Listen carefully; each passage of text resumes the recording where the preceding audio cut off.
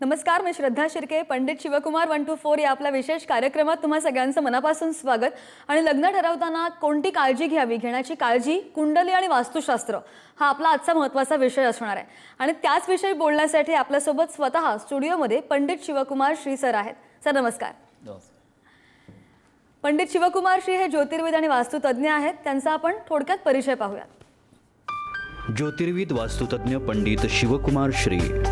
शिक्षणानं engineer असलेली ही व्यक्ती गेली 2.5 दशकं म्हणजेच 24 वर्षांहून अधिक काळ राज्यातल्याच नाही तर देशापरदेशातील नागरिकांना ज्योतिष आणि वास्तूचं शास्त्रोक्त महत्त्व सांगत मार्गदर्शन करत आहे.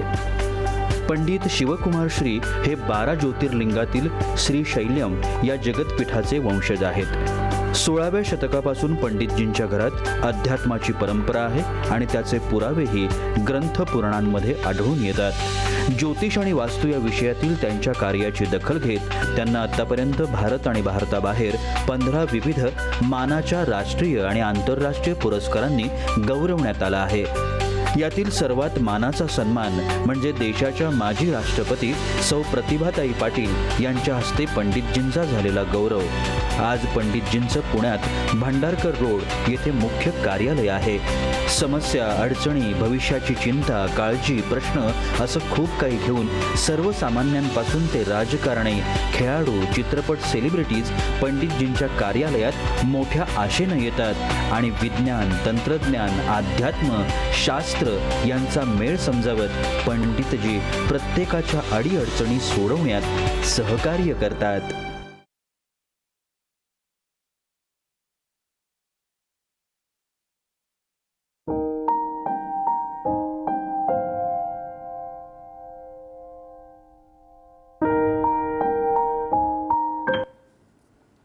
आणि आपण सरांचा परिचय पाहिलेला आहे आणि बराच दांडगा अनुभव अनेक वर्षांचा सरांना आहे.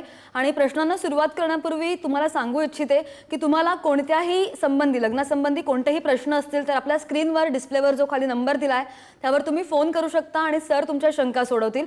सर, प्रश्नांना आपण सुरुवात करूयात. लग्न परदेशात होणार हे आपल्याला पत्रिका पाहून कळतं का? येस, नमस्कार. आजचा सब्जेक्ट असा आहे, लग्न ठरवताना घेण्याची काळजी. या अंतर्गत तुमचा जो पहिला प्रश्न आहे की पत्रिका जेव्हा मी बघतो, जेव्हा माझ्याकडे येतात पेरेंट्स, मुलाचे असते मुलीचे असते, तर मुलीचं नॉर्मली बघतो की लग्न हे ते त्याच गावामध्ये, त्याच ठिकाणी, महाराष्ट्रामध्ये किंवा असं डोक्यात त्यांच्या इथंच करावं. पण ते पत्रिका आपल्याला on the spot within 2 seconds कळतं की अब्रॉडला जाण्याची पत्रिका आहे. त्याप्रमाणे त्यांना डायरेक्शन देतो की असं असं, म्हणजे तुम्ही बाहेरचं जर स्थळ आलं तर नाकारू नका, कारण याचा हा योग दिसतोय. अजून आउट ऑफ इंडिया पाठवायचं, एकच मूल्य कसं पाठवायचं, तिथे पुढं सेफ्टी असतील की नाही, याच 2-2, 3-3, 4-4 वर्ष पुढं जातं आणि शेवटी व्हायचं ते होतं. म्हणून पहिल्यांदाच सांगितलं, क्लिअरली कळतं. शेवटी विवाह आउट ऑफ इंडिया होणार हे कळण्यासाठी फक्त 20-25 वर्ष कमीत कमी नॉलेजच लागतं. ताबडतोब सांगता येण्यासाठी कुठलीही किल्ली तुमच्याकडे नाही आहे. लाखो पत्रिका बघितल्यानंतर ते लक्षात येतं. आता माझं आउट ऑफ इंडिया जाण्याची पत्रिका आहे की नाही सांगण्याचं कसं सांगू शकतो? एक तर पत्रिकेचा अभ्यास आहे. फॉर मी न्यूयॉर्कमध्ये असेल किंवा न्यू जर्सीमध्ये असेल किंवा हाँगकाँगला जाऊन, आणि ज्या ज्या देशात मी जाऊन आलो आहे त्या ठिकाणची पत्रिका, तिथं अपॉइंटमेंट मी घेऊन बघितलेल्या आहेत. त्यामुळे मला कळालं की अरे हे पहिल्यांदा भारतात होते, आज हे 4 वर्ष झालं आता US आहेत किंवा लंडनमध्ये आहेत. म्हणजे ह्या टाईपचं प्रॅक्टिकल नॉलेज जे आहे ते मला प्राप्त झालेलं आहे या 30 वर्षामध्ये. म्हणून या प्रॅक्टिकल नॉलेजच्या आधारे मी सांगू शकतो की मुलगा किंवा मुलगी आउट ऑफ इंडिया लग्नानंतर जाणार आहे की नाही. बेसिकली मुलींसंबंधी आज प्रश्न असतो, तर असं प्लॅन करून तुम्ही डायरेक्शन घेऊन जाऊ शकता. आणि असं मी सांगितलेले शेकडो व्हिडिओज, हजारो लोक आउट ऑफ इंडिया गेलेले आहेत, त्यातले शेकडो व्हिडिओज जे ते माझ्याकडे आहेत की मी जे पहिलं प्रिंट केलेले आणि ते आउट ऑफ इंडिया गेलेले आणि त्यांना वाटलं पण नव्हतं की मी अब्रॉडला सेटल वगैरे होईल. न्यूझीलंड आहे, US आहे, ऑस्ट्रेलिया आहे, हाँगकाँग आहे, अनेक कंट्रीमध्ये माझे असे क्लायंट ऑलरेडी आहेत. त्यांचे व्हिडिओज पण मी मुद्दाम काढून ठेवलेले आहेत. निश्चित. आणि काही काळजी करायचं कारण नाहीये. कोणतीही शंका असेल तर तुम्ही लगेचच फोन करू शकता आणि विचारू शकता. सर इथेच बसलेले आहेत. आपण सर, लग्न जेव्हा ठरतं किंवा लग्न ठरवण्यासाठी रत्न धारण करतात, कशा प्रकारे? बरोबर आहे. सगळ्यात महत्त्वाचा मुद्दा हा आहे की लग्न त्यावेळेला पत्रिकाकडे ज्योतिषाकडे ब्राह्मणाकडे बघत जातो तेव्हा हे उपायामध्ये रत्न हा प्रकार 100% येतो. त्यामुळे रत्न ठरवता तुमची रास कुठली आहे बाबा, तुमची रास कुंभ आहे तर तुम्ही निलम घाला. मेष रास आहे, मेष रासचा राशीस्वामी मंगळ आहे म्हणून पवळं घाला. असा अंदाजोंदी जर आपण रत्न घातलं त्याचा वाईट इफेक्ट का होऊ शकतो. आणि शेकडो लोक माझ्याकडे येऊन गेले त्यांना निगेटिव्ह इफेक्ट आलं बघितलेलं पण आहे. तर रत्न कुठलं धारण करायला पाहिजे हे त्या पत्रिकेतल्या ग्रहावर डिपेंड आहे. आणि तुमचं काम तुम्हाला कुठलं साध्य करायचं आहे आणि ते साध्य करण्यासाठी कुठल्या ग्रहाचं बॅकअप तुम्हाला गरजेचं आहे ते विचार करून रत्न घातलं तरच तुम्हाला यश मिळतं. त्यामुळे रत्न घालताना you should be very careful. निश्चित सर, आपल्याला फोन यायला सुरुवात झालेली आहे. सांगलीहून फोन येतोय आपल्याला राजेश यांचा. राजेश, माझा आवाज येतोय तुमच्यापर्यंत? हो येतोय मॅडम, येतो. बोला हॅलो बोला. हॅलो हा बोला.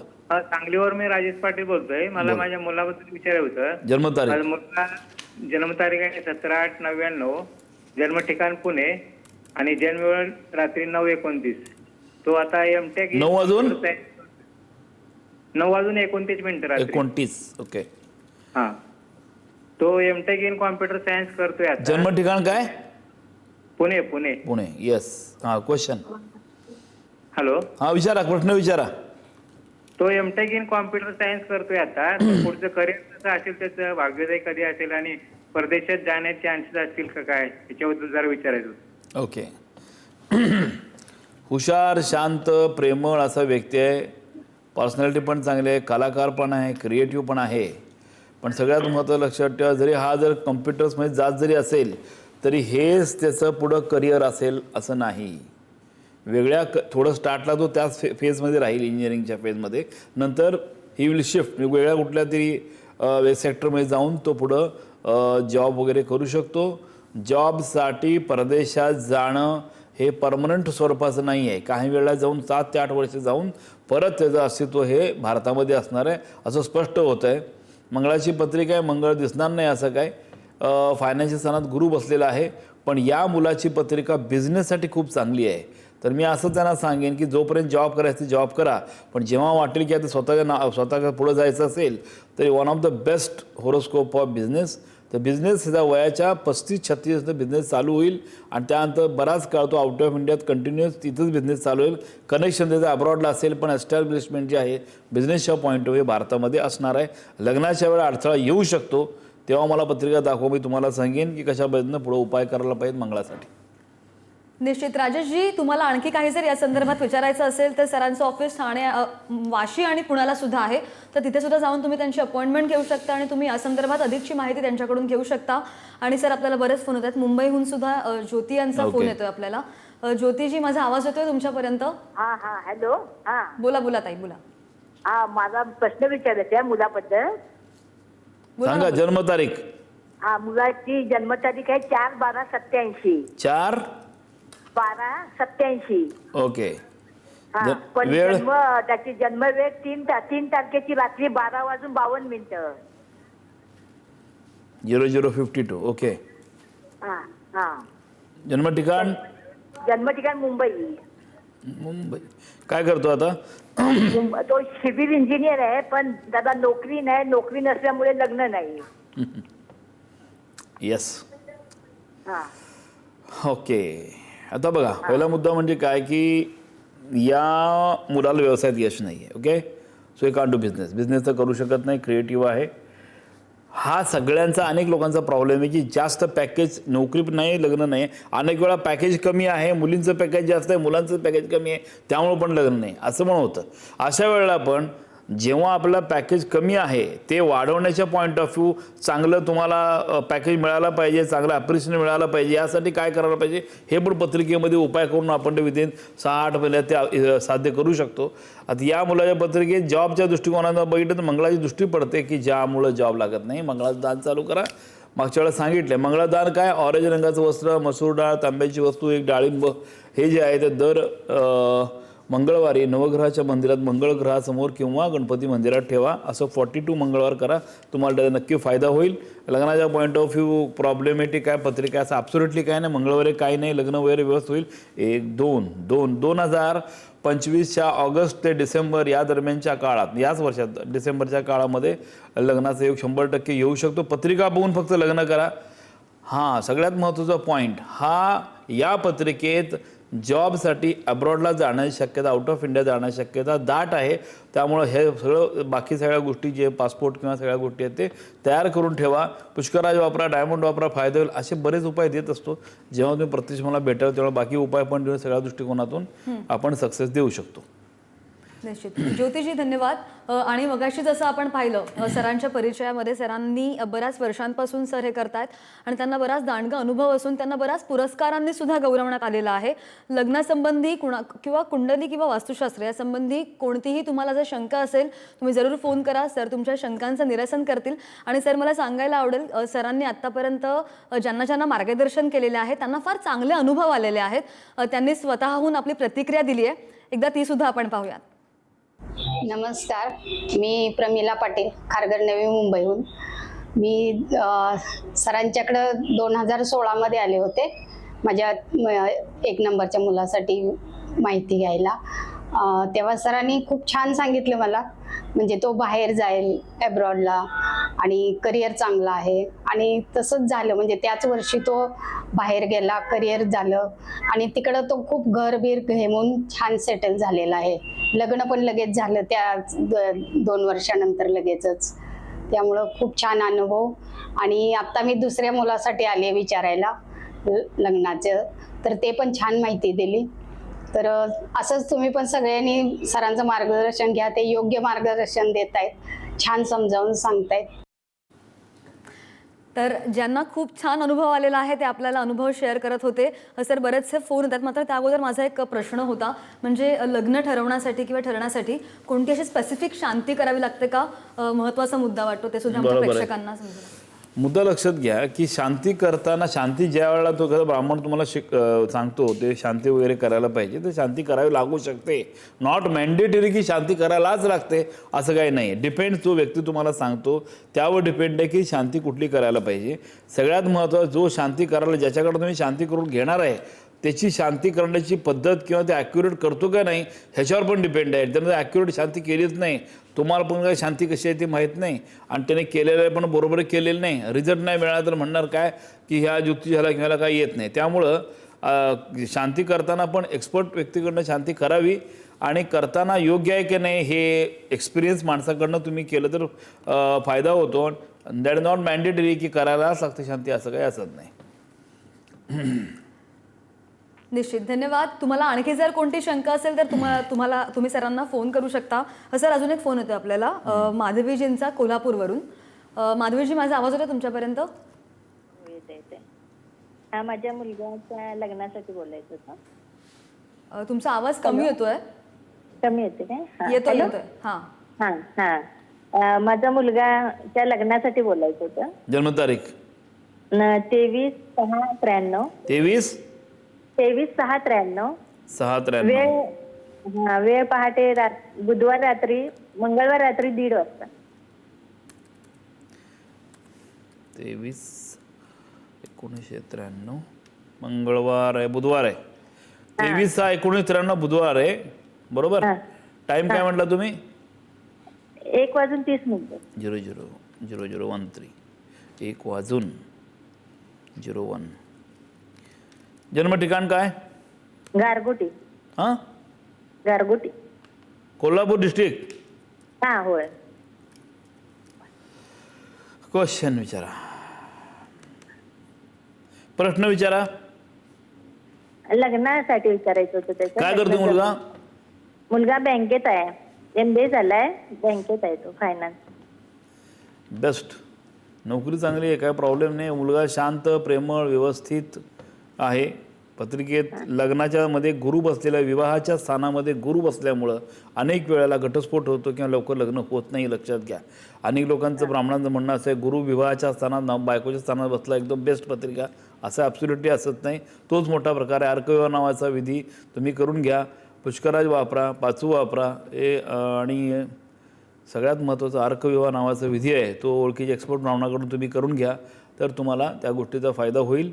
4, 5, 6, 3 म्हणजे आता लग्नाचं चांगलं आहे, त्याचे 6 महिन्यात लग्न व्हायला पाहिजे. पण हे सांगितल्या गोष्टी अर्कव्यवहार करणं. सगळ्यात महत्त्वाचा मुद्दा हा आहे की ज्या मुलीबरोबर लग्न करणार आहे त्या मुलीची पत्रिका लग्नासाठी चांगली आहे का नाही ते बघा.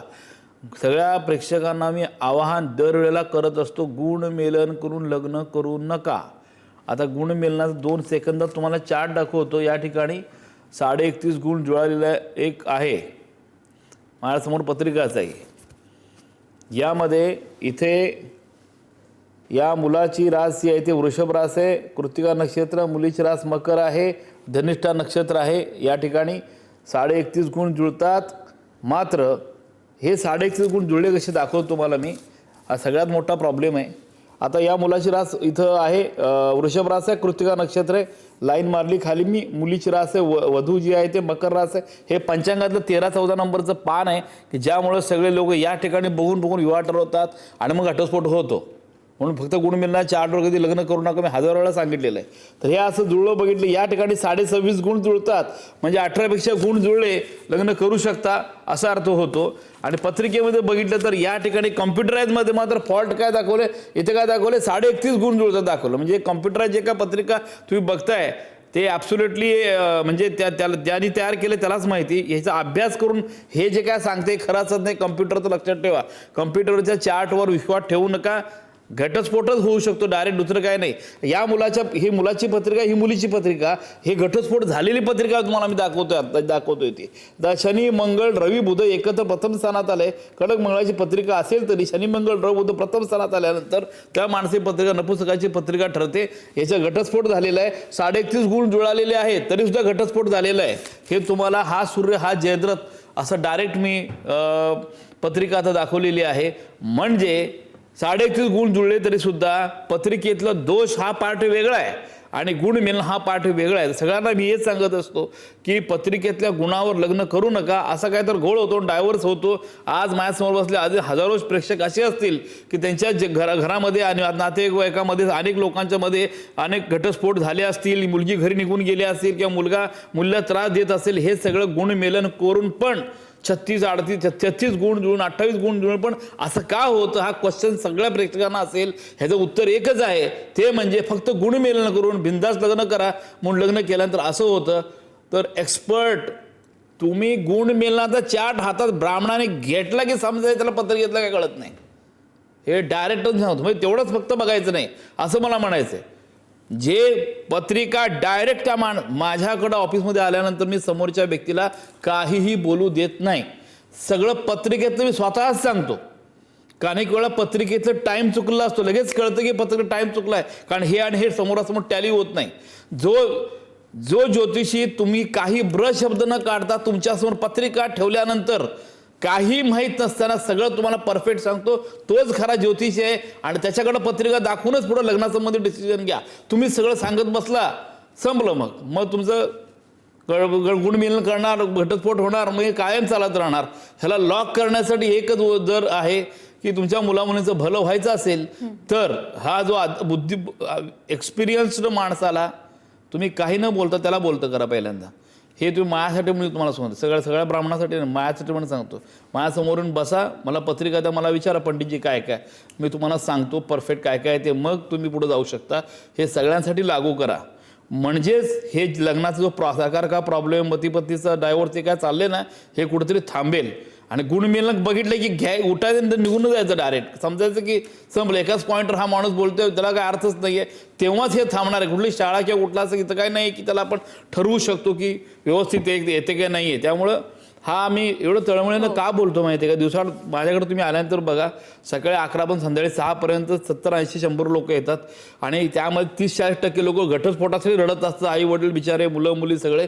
हा असा माझ्या हे बघून हे आज तुमच्यासमोर मी बोलतोय की जरा व्यवस्थित प्लॅनिंगनं एक्सपर्ट ओपिनियन घ्या तर तुमचं जीवनात चांगलं होऊ शकतं. नाही आणि बरोबर जर तुम्ही व्यवस्थित पाहत असाल तर सर अगदी बारीक सारीक गोष्टी आपल्याला समजावून सांगतायत, प्रॅक्टिकली तुम्हाला दाखवतायत आणि त्यामुळे तुमच्या शंकांचं निरसन जरूर होणार. आणखी एक गृहस्थ होते, सरांकडे गेले आणि त्यांनी खूप छान मार्गदर्शन केलं आणि त्यांना खूप चांगला अनुभव सुद्धा आला. त्यांचा आपण एक पाहूया, त्यांची प्रतिक्रिया पाहूयात.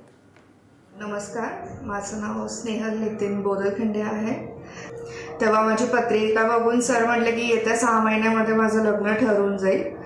आणि पुढे क्युरियोसिटी म्हणून मम्मीने खूप सारे प्रश्न विचारून त्यांना विचारलं होतं की सासरे वगैरे कसे असतील. तर सरांनी सांगितलं होतं की सासू सासरे सगळे चांगले असतील, नवराही चांगला असेल, नवऱ्याच्या चेहऱ्यावरती तीळ असेल कुठेतरी, आणि चांगलं म्हणजे आणि राजा राणीचा संसार असेल आमचा, परदेशी जायचे योग असतील माझे.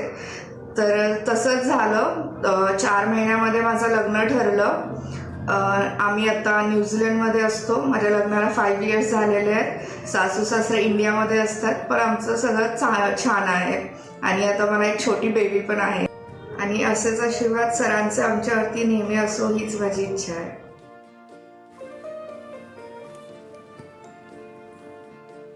आणि त्यांना फार छान अनुभव आला होता, त्यांनी आपल्यासोबत शेअर केला. पण सर एक महत्त्वाचा प्रश्न विचारावा असं वाटतो, म्हणजे जेव्हा लग्न ठरतं तेव्हा दोघांच्या आजारपणासाठी पत्रिका पाहावी का? येस, मोस्ट इम्पॉर्टंट क्वेश्चन आहे. लक्षात घ्या, किती गुण जुळले, हे जुळले, ते जुळले बघण्यात वेळ जातो.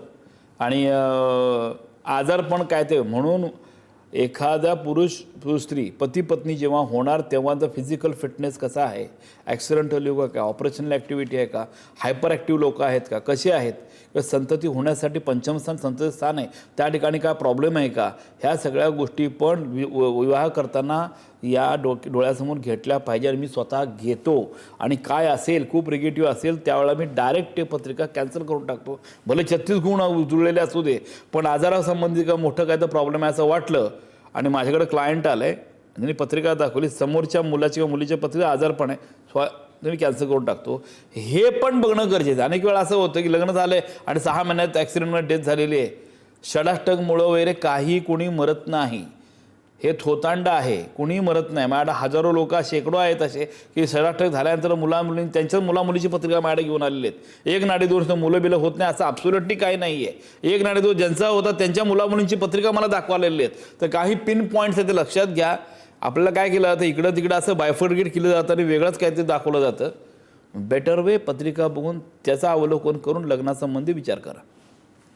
निश्चित. तर आपण पाहिलं की सरांनी खूप छान आपल्याला मार्गदर्शन केलेलं आहे. आणि तुम्हाला जर अपॉइंटमेंट हवी असेल तर सरांचं ऑफिस पुण्याला आणि वाशीला सुद्धा आहे, नवी मुंबईमध्ये. तुम्ही त्यांची अपॉइंटमेंट घेऊन त्यांना भेटू सुद्धा शकता. त्यांचा जो नंबर आपण पाहतोय या स्क्रीनवर त्यावर सुद्धा संपर्क करून तुम्ही त्यांना भेटू शकता आणि तुमच्या समस्या सोडवू शकता. आणि महत्त्वाचं म्हणजे दर मंगळवारी आणि रविवारी याच टायमिंगला सरांचा प्रोग्राम असतो, त्यामुळे तुम्हाला मार्गदर्शन होणारच आहे. सर, आपले बरेच फोन शिल्लक राहिलेले आहेत आज, ते पुढच्या प्रोग्रामला आपण कव्हर करूया. आणि सर, तुम्ही आता इथे आलात आणि आमच्या प्रेक्षकांना खूप छान मार्गदर्शन केलं, त्याबद्दल तुमचे मनापासून आभार. धन्यवाद. आणि पंडित शिवकुमार 1 to 4 या विशेष कार्यक्रमात वेळ झाली इथेच थांबायची. पाहत रहा पुढारी न्यूज.